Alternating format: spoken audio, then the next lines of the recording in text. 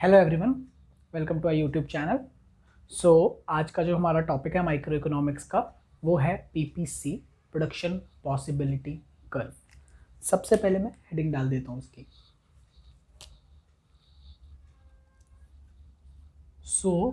The topic is production possibility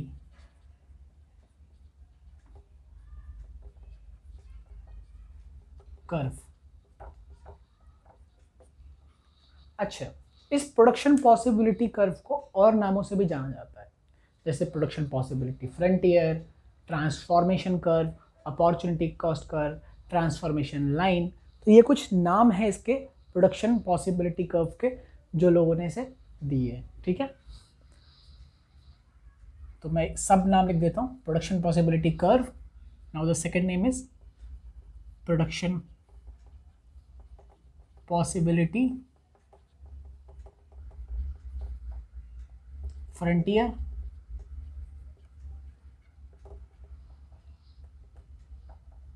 और transformation curve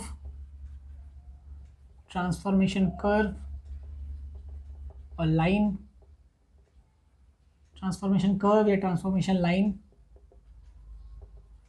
या opportunity cost curve.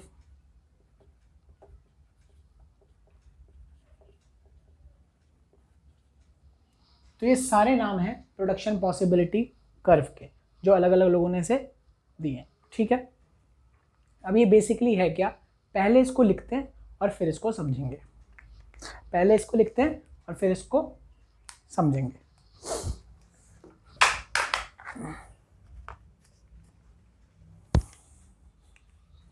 हाँ, तो basically it is a curve या ग्राफ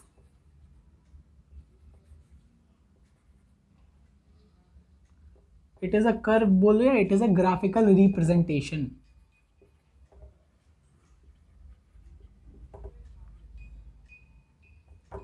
which shows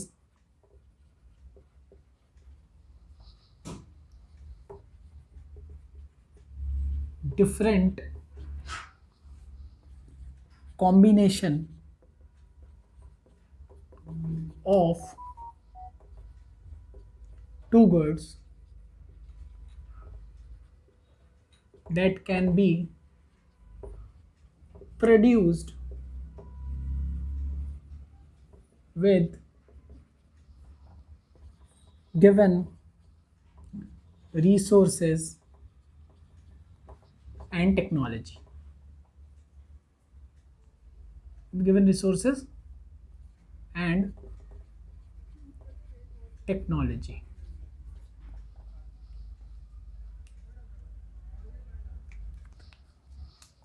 ठीक है, तो प्रोडक्शन पॉसिबिलिटी कर्व, प्रोडक्शन माने कुछ चीज बनाना, कुछ इनपुट लगा के कुछ चीज को बनाना।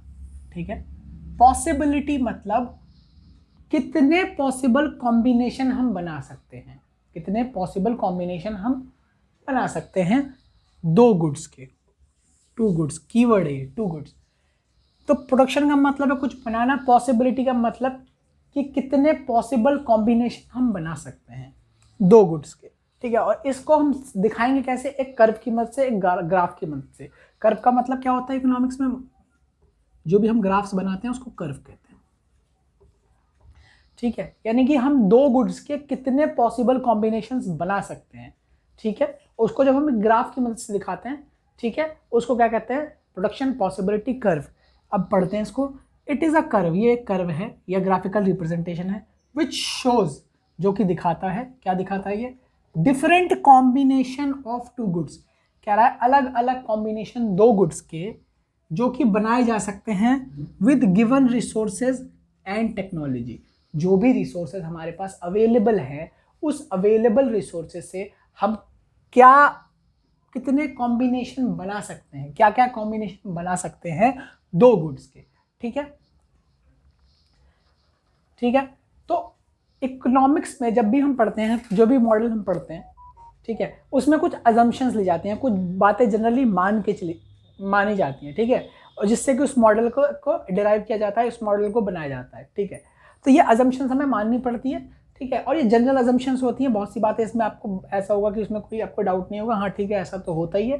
ठीक है, और कुछ अजम्पशंस ऐसी होती है जो ली जाती हैं for the sake of simplicity, जो कि ली जाती हैं for the sake of simplicity, ताकि मॉडल को आसान बनाया जा सके और बेसिक अंडरस्टैंडिंग डेवलप हो सके इकोनॉमिक मॉडल की। ठीक है, तो मैं अजम्पशंस लिखवाता हूँ और फिर उन अजम्पशंस पे एक एक करके बात करेंगे। ठीक है, इसको मैं रब कर देता हूँ। I hope you have noted down.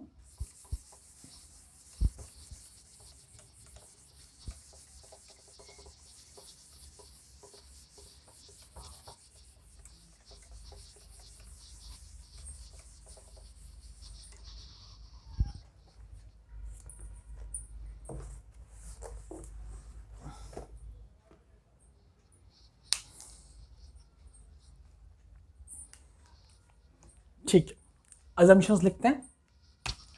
assumptions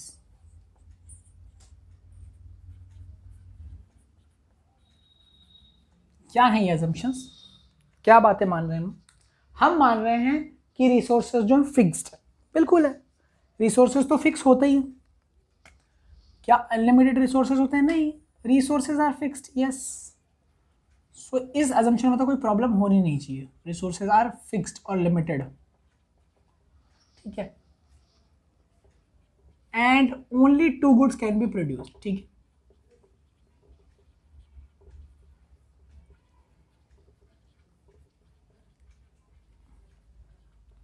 अब ये जो हम बोल रहे हैं कि only 2 goods can be produce, यानी कि इसमें हम 2 गुड बनाने की बात कर रहे हैं। हम कह रहे हैं कि जो हमारे पास गिवन रिसोर्स एंड टेक्नोलॉजी है, हम उससे 2 गुड्स बनाएंगे, 2 गुड्स से ज़्यादा नहीं बनाएंगे। अब ये जो आपका सवाल इसमें ये हो सकता है कि हाँ, इकोनॉमी में तो बहुत सारे गुड्स बनते हैं, 2 गुड्स ही थोड़ी बनते हैं, तो क्यों 2 गुड्स का अजम्पशन ले रहे हैं? ठीक है, इसलिए से एनालिसिस को सिंपल रखने के लिए 2 गुड्स का एग्जाम्पल लिया जाता है पीपीसी के मॉडल में। ठीक है, ताकि लोगों को आसानी से बात समझाई जा सके। तो इसीलिए ये 2 गुड्स का कॉन्सेप्ट इसलिए आया है इसमें। ठीक है, तो रिसोर्सेज तो फिक्स होते हैं, इसमें तो कोई प्रॉब्लम है ही। ये कहता है जो रिसोर्सेज को बनाने के लिए टेक्नोलॉजी इस्तेमाल हो रही है ना, दोनों रिसोर्स को, वो टेक्नोलॉजी कांस्टेंट रहेगी। ये नहीं कि आप अचानक से उस टेक्नोलॉजी को चेंज ही करें, ये नहीं कि आप अचानक से उस टेक्नोलॉजी को चेंज करें, तो technology will remain constant.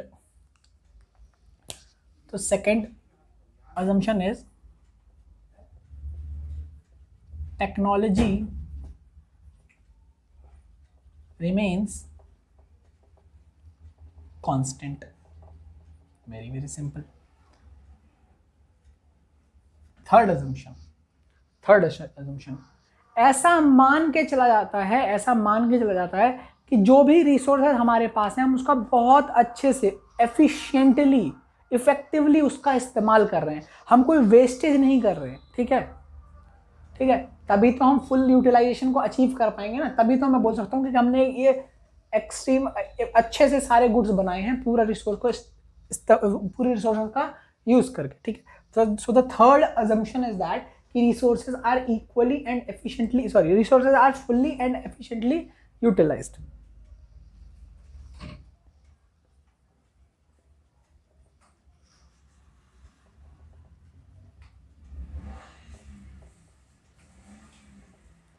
Efficiently utilized.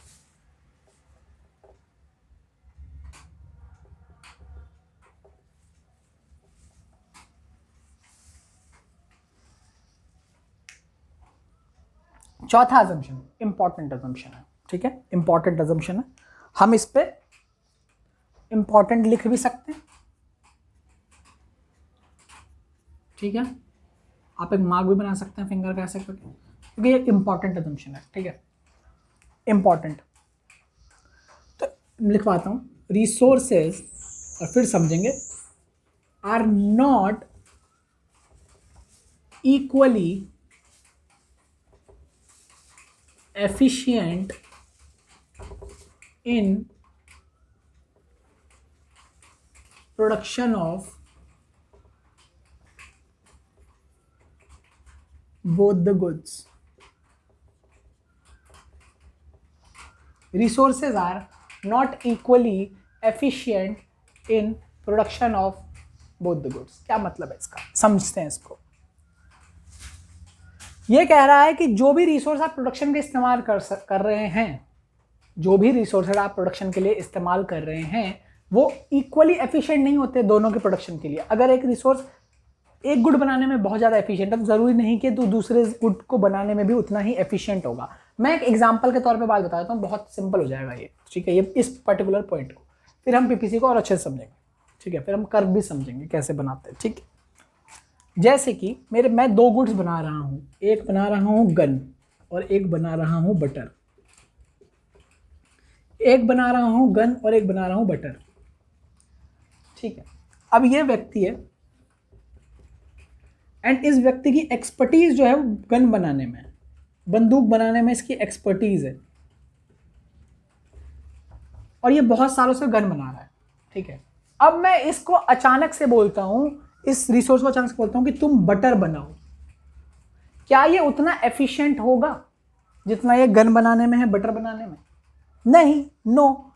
So he will not be equally expert, he will not be an expert in making that butter, okay. तो ये बटर बनाने में उतना एक्सपर्ट नहीं होगा। तो इसी पॉइंट को बोला जाता है रिसोर्सेज। इसी पॉइंट का मतलब है यहाँ पे resources are not equally efficient in production of both the goods, ठीक है। और भी बहुत सारे एग्जाम्पल ले सकते हैं हम इसमें, ठीक, अलग अलग एग्जाम्पल्स और भी देखे जा सकते हैं जहाँ पे रिसोर्सेज इक्वली एफिशिएंट नहीं है। हो सकता है एक लैंड का टुकड़ा है, एक लैंड का टुकड़ा है। अब इस लैंड पे सोचो, ये इसके फर्टिलिटी के हिसाब से हो सकता है कि राइस के लिए ज़्यादा सूटेबल हो और वीट के लिए कम सूटेबल हो। तो राइस में ज़्यादा प्रोडक्शन होती है और वीट में थोड़ी सी कम प्रोडक्शन होती है, ठीक है, कंपैरेटिवली, ऐसा मान के चलते। तो ये हमारा क्या है, एक एग्जांपल और हमने ले लिया, ठीक है। तो रिसोर्स जो होते हैं वो इक्वली एफिशिएंट नहीं होते हैं दोनों गुड्स की प्रोडक्शन के लिए, ठीक है।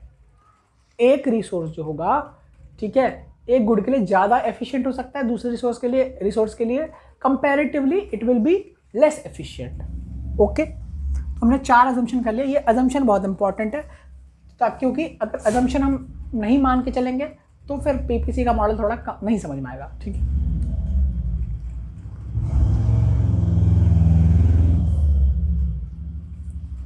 ठीक, इसको मैं रब कर रहा हूँ, आई होप आपने लिख लिया।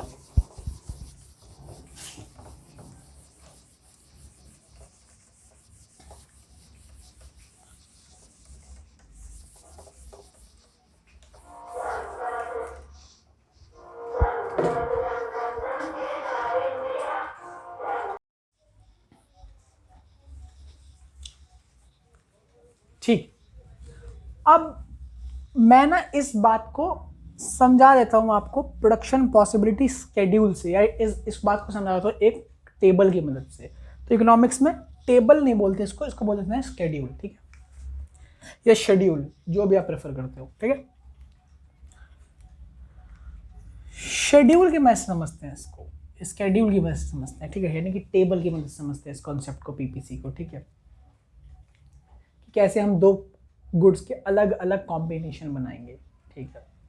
तो मैंने 2 गुड एग्जांपल ले लिए हैं, एक गुड ले लिया है राइस और एक गुड एग्जांपल ले लिया है वीट, ठीक है। उनकी प्रोडक्शन को मैंने लिख दिया है अलग अलग, और ये अलग अलग कॉम्बिनेशंस हैं, ये अलग अलग कॉम्बिनेशंस हैं, ये ABCDE, ये अलग अलग कॉम्बिनेशंस हैं, ठीक है। तो 2 गुड के अलग अलग कॉम्बिनेशन है। अब समझते हैं, देखिए धीरे धीरे। जब मैंने अपना पूरा रिसोर्स, यहाँ पे लैंड मान लो, लैंड और लेबर मान लो रिसोर्स के नाम पे, ठीक है, क्योंकि वीट और राइस तो लैंड पे ही उगाओगे और लेबर ही उगाएगा उसको, सिंपल सी बात है। सारा का सारा रिसोर्स राइस वीट उगाने में लगा दिया, तो मैं 100 लाख टन वीट उगाता हूं, ठीक, मैं 100 लाख टन वीट उगाता हूं। तो अगर मैंने सारा रिसोर्स वीट उगाने में लगा दिया तो क्या मैं राइस कुछ उगा पाऊंगा? नहीं, 0 उगाऊंगा, ठीक है।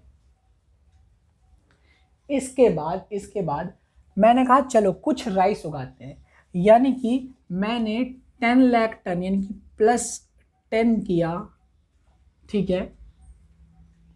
मैंने कहा 10 लाख टन राइस उगाते हैं, तो भाई रिसोर्सेज जब मैं 2 हिस्सों में बांट दूंगा, यानी कि जब हम कुछ राइस में उगाता हूँ तो मुझे कुछ रिसोर्स सेक्रीफाइस करने पड़ेंगे ना, किस में से, वीट में से, ठीक है। यानी कि कुछ मजदूर, कुछ ज़मीन का हिस्सा, ठीक है, ज़मीन का हिस्सा मुझे यूज़ करना पड़ेगा किसके लिए, राइस के लिए, तभी तो, यानी कि वीट को मुझे कुछ ज़मीन का हिस्सा सेक्रीफाइस करना पड़ेगा वीट में से राइस उगाने के लिए, कुछ लेबर मुझे, कुछ मजदूर मुझे सेक्रीफाइस करने पड़ेंगे राइस उगाने के लिए, ठीक है। तो मैंने कितना सेक्रीफाइस किया यहाँ पे, 100 से 90 पे आ गया, तो मैंने 10 का सेक्रीफाइस किया।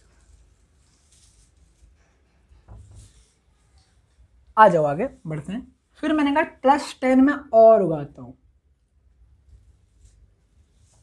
+10 में और उगाता हूँ क्या, राइस, ठीक। फिर मैंने कितना सेक्रीफाइस किया, मैंने 20 सेक्रीफाइस किया। यहाँ पे 90 से 70 पाया, तो मैंने 20 सेक्रीफाइस किया वीट का, 20 लाख टन। फिर मैंने राइस में कहा मैं +10 और उगाऊंगा, यानी कि 10 और प्रोडक्शन करूंगा 10 लाख टन की। तो इस बार जो मेरा सेक्रीफाइस है वो है 30 लाख टन। फिर मैंने कहा कि मैं 10 लाख टन और उगाऊंगा, प्रोड्यूस करूंगा, तो +10, और फिर मैं क्या, मेरा कितना सेक्रीफाइस, 40 लाख टन का। तो if you will observe it closely, if you pay a close attention to this दोनों, तो यहाँ पे सेक्रीफाइस जो है उसका रेट ज़्यादा है एक एडिशनल यूनिट को उगाने के लिए या प्रोड्यूस करने के लिए, ठीक है। क्यों, क्योंकि resources are not equally efficient in the production of both the goods. क्योंकि जो लेबर इस्तेमाल कर रहे हैं या जो हम लैंड, वो एफिशिएंट नहीं है राइस को उगाने में, वो एफिशिएंट है वीट को उगाने में। तो अगर ये इसकी एक्सपर्टीज ही वीट है, तो भाई जब आप उसे बोलोगे राइस उगा, तो वो ज़्यादा टाइम लेगा राइस की प्रोडक्शन में। तो एक एडिशनल यूनिट ऑफ राइस को प्रोड्यूस करने के लिए he has to sacrifice a lot of wheat, है ना, उसको ज़्यादा से ज़्यादा वीट सेक्रीफाइस करना पड़ेगा, ठीक है, ठीक है। इसको, इस कंसेप्ट को मैं लिखवा देता हूँ साइड में, MOC कहते हैं, marginal opportunity cost, marginal opportunity cost, MOC, यानी कि आप कितना सेक्रीफाइस कर रहे हैं, एक एडिशनल यूनिट को ऑब्टेन करने के लिए, एक एडिशनल यूनिट को प्रोड्यूस करने के लिए। तो यहाँ तो कोई सेक्रीफाइस नहीं है, ऊपर वाला, इसमें फर्स्ट कॉलम तो कुछ होगा ही नहीं, ये अलग अलग कॉम्बिनेशंस हैं ABCDE, ठीक। यहाँ पे हमने कितना सेक्रीफाइस किया, यहाँ पे हमने 10, यहाँ पे हमने कितना किया 20, यहाँ पे हमने कितना किया 30, यहाँ कितना किया हमने 40। तो this is my MOC, marginal opportunity cost. इसके बारे में हम लिखेंगे, बाद में लिखेंगे, इसकी डेफिनेशन लिखवाऊंगा मैं, ठीक है। उसके बाद अगर इस रेट को जिस रेट से हम सेक्रीफाइस कर रहे हैं, उस रेशियो को, ठीक है, क्या कह देते हैं, MRT। समझा देता हूँ एक बार मैं आपको,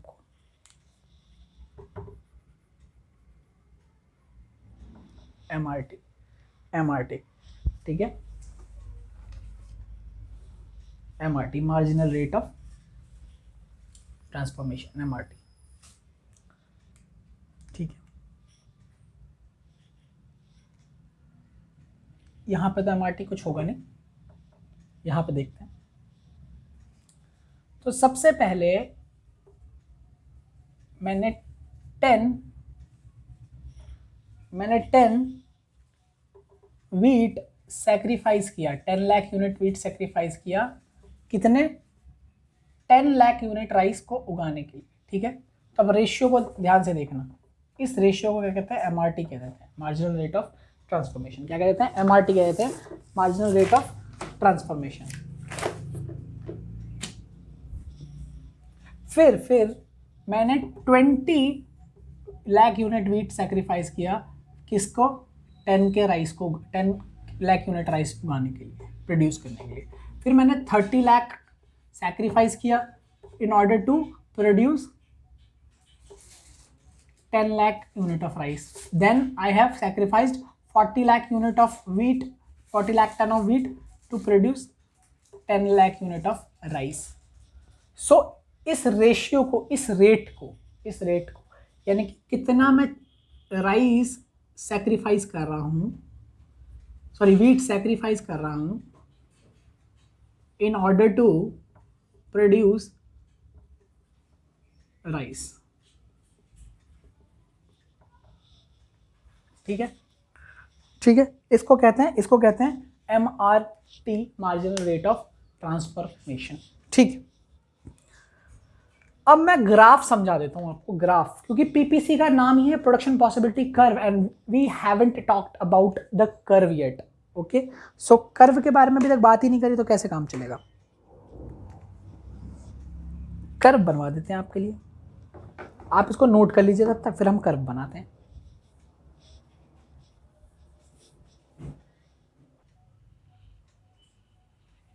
चलिए, तो अब ग्राफ समझ लेते हैं, कर्व समझ लेते हैं.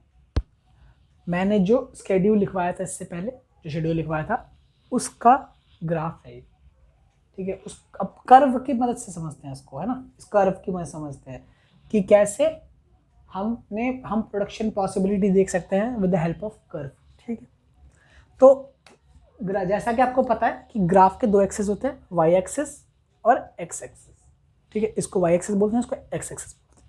ये एक ग्राफ बना लिया मैंने. ठीक है, on Y X axis I have written, I wrote this rice, and on Y axis I have written wheat. ठीक है, वाई एक्सेस पे व्हीट लिख दिया, एक्स एक्सेस पे राइस लिख दिया, और ये लैक टन में. ठीक है, तो जैसा कि अगर आपको याद होगा तो हम राइस की कितनी यूनिट बढ़ा रहे थे, 10 लाख यूनिट, फिर 10 लाख यूनिट, फिर 10 लाख यूनिट, और फिर 10 लाख यूनिट. ठीक है, तो जो मैक्सिमम राइस हमने बनाया था वो बनाया था हमने 40 लाख टन्स. ठीक है, और जो मैक्सिमम हमने क्या बनाया था, व्हीट बनाया था, वो था 100 लाख टन. तो यहाँ तक मैं 100 तक ले गया और यहाँ पे मैंने 40 तक ले गया हूँ काउंटिंग को. ठीक है, अब समझते हैं इसको. ठीक है, मैक्सिमम दो बात हो सकती है, या तो आप maximum to maximum 100 ton wheat बनाओगे, 100 लाख टन व्हीट बनाओगे. तो यहाँ पे एक पॉइंट रख देता हूँ मैं, है ना. सारे रिसोर्स को इस्तेमाल करके आप max to max 100 lakh ton wheat बना सकते हो, प्रोड्यूस कर सकते हो. और on the other hand, on the contrary, अगर आप सारे रिसोर्स को इस्तेमाल करके व्हीट ना बनाना चाहो और सारे रिसोर्स को लगा दो, तो टोटल कितने लाख टन आप राइस बना सकते हो, 40 लाख टन. ठीक है, ठीक है. ऐसा भेदभाव क्यों, सिंपल सी बात है, resources are not equally efficient in the production of both the goods. Simple. अब जब मैंने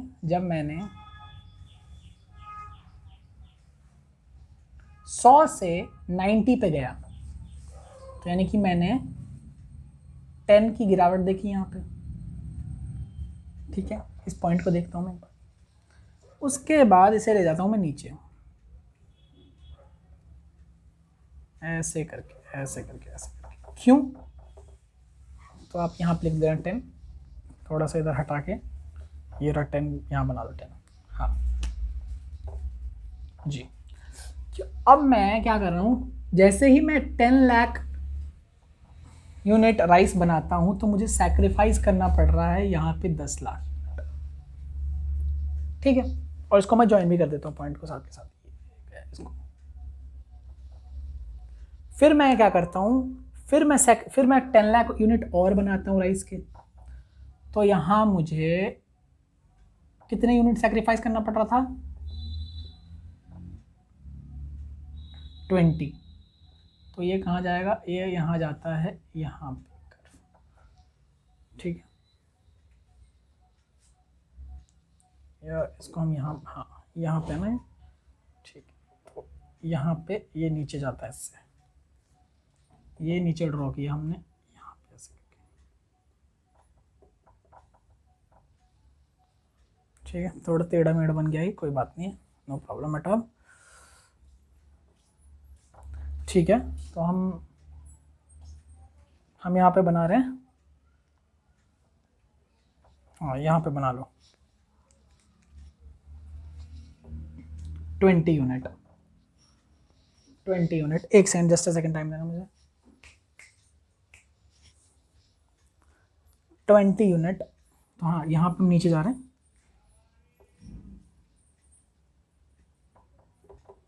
तो ये हमारा 20 यूनिट बन गया। तो हमने 20 यूनिट सेक्रीफाई किया है फिर एक एडिशनल यूनिट बनाने के लिए। फिर अब हम क्या करते हैं,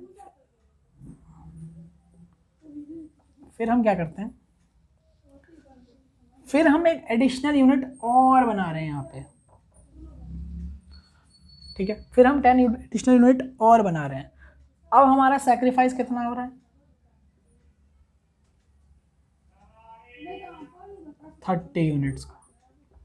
तो फिर हम यहाँ जाएंगे, यहाँ जाएंगे, यहाँ जाएंगे, यहाँ जाएंगे, यहाँ जाएंगे, यहाँ जाएंगे, तो फिर यहाँ नीचे नीचे नीचे नीचे नीचे नीचे नीचे यहाँ, यानी कि जब हमने 30 यूनिट सेक्रीफाइस किए तो एक हमने 10 एडिशनल यूनिट बनाया, ठीक है। और लास्ट में हमने 40 यूनिट सेक्रीफाइस करके क्या बनाया है, 10 एडिशनल यूनिट्स, ठीक है। तो अगर मैं इन सब को ज्वाइन कर दूं यहाँ से, ऐसे करके ऐसे करके ऐसे करके, शेप थोड़ी बेकार आ रही है बट हाँ स्टिल यू कैन सी, ये ऐसी कुछ शेप आ जाएगी आपकी, थोड़ा ये प्लेन बनेगा, ठीक है। तो इस शेप को पता क्या कहते हैं, कॉनकेव शेप कहते हैं।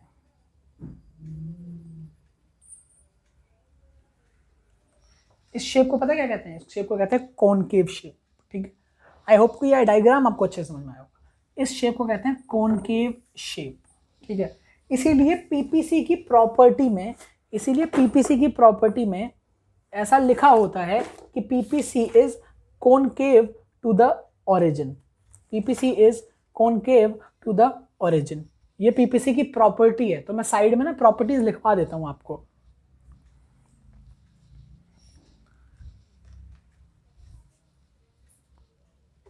या 2 मिनट प्रॉपर्टी लिखते हैं, 2 मिनट के बाद कुछ और बातें बता दूं, उसके बाद फिर हम प्रॉपर्टीज लिखेंगे। कुछ और बातें बता देता हूँ फिर प्रॉपर्टीज लिखेंगे, ठीक है। ये जो पॉइंट है, ये जितने भी हमने पॉइंट लिखे हैं, जितने भी हमने पॉइंट लिखे हैं, ये पॉइंट पता है क्या डिनोट करते हैं, ये पॉइंट ये डिनोट करते हैं कि हमने रिसोर्सेज का अच्छे से इस्तेमाल किया है, यानी कि फुल यूटिलाइजेशन डिनोट करते हैं कि हमने ये जितने भी कॉम्बिनेशन बनाए हैं ना, वो हमने रिसोर्सेज का फुल यूटिलाइजेशन करके बनाए हैं, ठीक है। अगर कोई पॉइंट यहाँ नहीं होता, सपोज कीजिए, और एक पॉइंट यहाँ होता, यहाँ पे ऐसे करके, तो इस बात को कहते हैं हम अंडर यूटिलाइजेशन, यानी कि हम अपने रिसोर्सेज का ढंग से इस्तेमाल नहीं कर पा रहे हैं, तो इसको कह देते हैं हम अंडर यूटिलाइजेशन ऑफ रिसोर्सेज,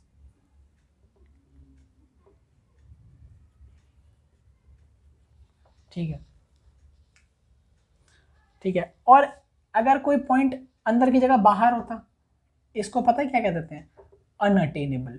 क्या कह देते हैं, अनअटेनेबल, यानी कि अभी फिलहाल ये पोजीशन हम अटेन नहीं कर सकते। क्यों नहीं कर सकते, क्योंकि हमारे पास रिसोर्सेज है ही नहीं, हमारे पास टेक्नोलॉजी कांस्टेंट है, ठीक है। तो यहाँ कैसे जाओगे, जब पूरा रिसोर्स का अच्छे से इस्तेमाल करके आप यहाँ पहुँचे हो, तो यहाँ कैसे जाओगे, इसीलिए इसको अनअटेनेबल कहा जाता है, इसको अनअटेनेबल कहा जाता है, सिंपल सी बात है।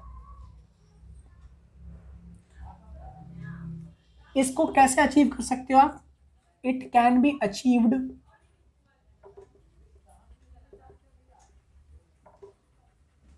Through rightward shift in PPC. इसको आप राइटवर्ड शिफ्ट पीपीसी में करके अचीव कर सकते हो, यानी कि जब पीपीसी यहाँ से यहाँ पहुँच जाए तो अचीव कर सकते हो, बट वो हम थोड़ा सा बाद में पढ़ेंगे। वो हो सकता है, वो पॉसिबल है, वो कब होगा वो मैं आपको बाद में बताता हूँ, but this is unattainable for the time being, ठीक है। अभी ये फिलहाल के लिए मानिए कि पोजीशन जो है वो अनअटेनेबल है, ठीक है। अब अगर मैं बात करूँ प्रॉपर्टीज ऑफ पीपीसी की, ठीक है, लिखवा देंगे बाद में, पहले समझ लीजिए देख के इस पीपीसी को। अगर आप इस शेप को देखेंगे तो इस शेप को कहते हैं कॉनकेव टू द ओरिजिन। क्या कहते हैं, कॉनकेव टू द ओरिजिन, ठीक है। और अगर आप ध्यान से देखेंगे तो है कैसा, ये डाउनवर्ड स्लोपिंग है, ये नीचे की तरफ जा रहा है, ठीक है। वो क्यों होता है वो भी आपको मैं बता चुका हूँ, लेकिन आपको एक क्वेश्चन के माध्यम से मैं करवाऊंगा दोबारा से, ठीक है। पीपीसी डाउनवर्ड स्लोपिंग, अगर आप ध्यान से देखेंगे, ठीक है, देखिए नीचे की तरफ गिर रहा है, ठीक है। मैंने ऊपर से दिखाया कैसे मैं नीचे की तरफ ले गया हूँ। पीपीसी इज डाउनवर्ड स्लोपिंग, ठीक है। पीपीसी लेफ्ट भी राइट में भी शिफ्ट हो सकता है, ऐसे करके, और पीपीसी राइट में भी शिफ्ट हो सकता है, ठीक है। वो कैसे होगा वो नहीं, अभी मैं नहीं बता रहा, वो बताऊंगा मैं नेक्स्ट टॉपिक में, लेकिन वो it can shift right word और लेफ्ट वर्ड, ठीक है। अच्छा, एक छोटा सा पॉइंट और बताना चाहता हूँ मैं, जो इस पॉइंट से इस पॉइंट की मूवमेंट है, यानी कि फ्रॉम दिस पॉइंट, अच्छा इसको मैंने नाम नहीं दिया क्या, A B C D E, यानी कि ये अलग अलग कॉम्बिनेशन को बता रहा है। तो जब सी से डी की ओर ये जा रहा है, यानी कि मूवमेंट जो हो रही है, ये मूवमेंट अलोंग पीपीसी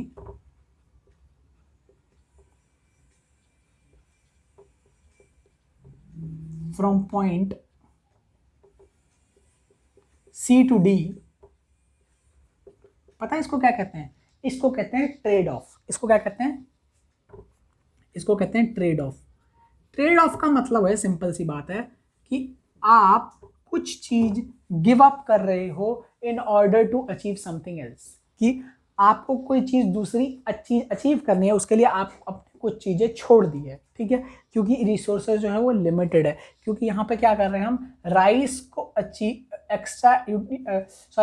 हम extra additional unit of rice को उगाने के लिए एक वीट को सेक्रीफाइस कर रहे हैं, तो इसीलिए इसको क्या कहते हैं, ट्रेड ऑफ कहते हैं, ठीक है। इसलिए movement along PPC from one point to another is known as trade off, ठीक है। Simple simple. तो आई होप कि आपने ये सब, इसको आप ना लिख लीजिए, इस पीपीसी को बना लीजिए, लिख लीजिए। उसके बाद फिर मैं आपको प्रॉपर्टीज लिखवाता हूँ पीपीसी की, ठीक है, प्रॉपर्टीज लिखवाता हूँ पीपीसी की, और उसके बाद हम क्लास को रैप अप कर देंगे आज। नहीं, 2 टॉपिक और है, एमओसी और एमआरटी की डेफिनेशन लिखवा देता हूँ, उसके बाद क्लास रैप अप करेंगे। So the properties of PPC, MOC and MRT, and this will be the 3 topics that we will cover today. Okay, चलिए इसको नोट कर लीजिए, स्क्रीन को पॉज करके, हाँ वीडियो को पॉज करके आप इसको नोट कर लीजिए, उसके बाद फिर हम आगे बढ़ते हैं।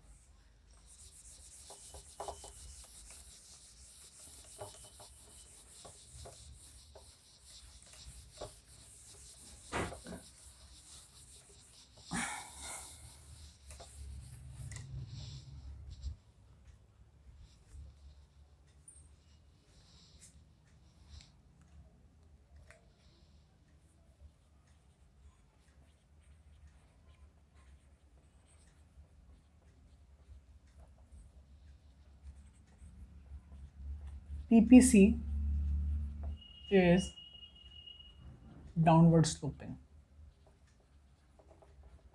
इसको बहुत से लोग नेगेटिवली स्लोप्ड भी कह देते हैं।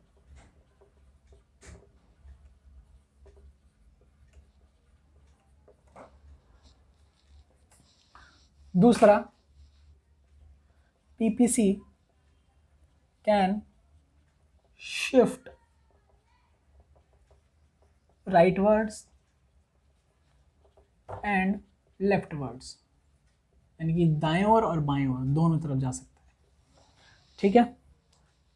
And third, the most important, PPC is concave to the origin.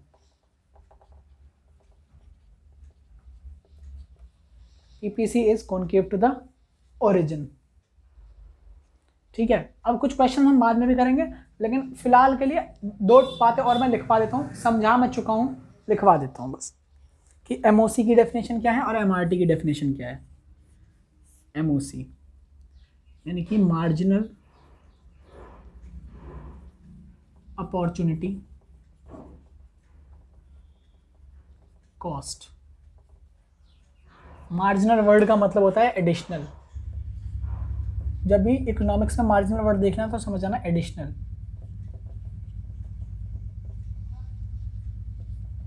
ठीक, चलिए अब लिखते हैं इसको, मार्जिनल, आप हेडिंग डाल लीजिए एमओसी, उसका लिखते हैं डेफिनेशन को।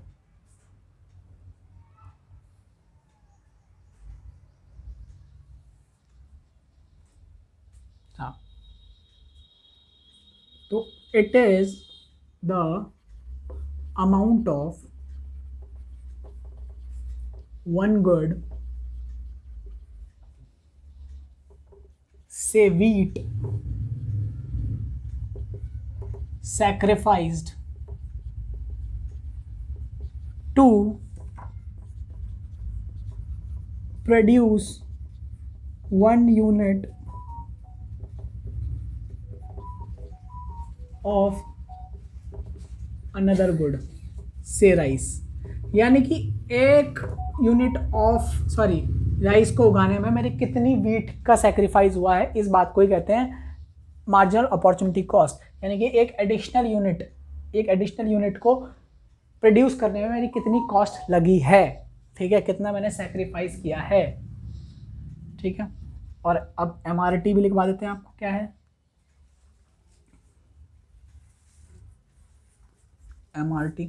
MRT तो रेशियो है, सिंपल। इसी बात को जब हम रेशियो में लिख देते हैं तो उसे MRT कह देते हैं, ठीक है। तो it is the ratio of 1 good sacrificed in order to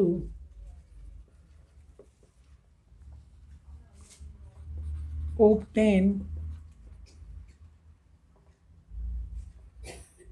1 additional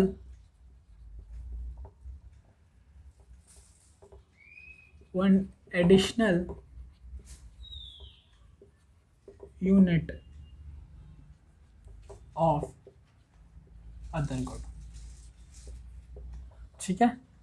MRT का फॉर्मूला लिख लीजिए आप, कुछ नहीं है, मैंने लिखवा रखा था। चेंज, इस सिंबल को, जो ये ट्रायंगल है ना, इसको डेल्टा भी कहते हैं और चेंज भी कहते हैं। Change in goods sacrificed upon change in goods gain. तो देखिए मैंने कैसे रेशियो में इस फॉर्म बात को लिख दिया, ये रेशियो ही फ्रैक्शन में, यानी कि रेशियो में लिख दिया इस बात को, ठीक है। यानी कि मैथमेटिकल फॉर्म दे दिया इसको, ठीक है। Change in goods sacrificed upon change in goods gain, तो इसी रेशियो को क्या कहते हैं, MRT कहते हैं, marginal rate of transformation. Sorry मैंने लिखा नहीं, मैं लिख देता हूँ, मार्जिनल रेट ऑफ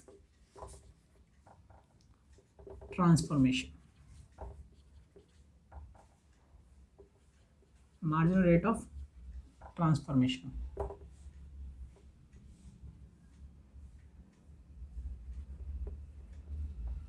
इस सैक्रिफाइस्ड है, मैं दोबारा लिख देता हूँ,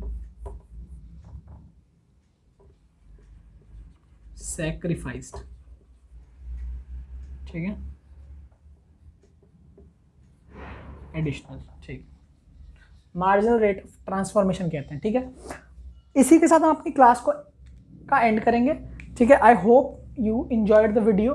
So if you enjoyed the video, please like the video, do comment on the video, and please subscribe to our channel and share this video with your friends. Thank you so much for watching, ठीक है। Let's wrap up the class. Thank you so much for watching.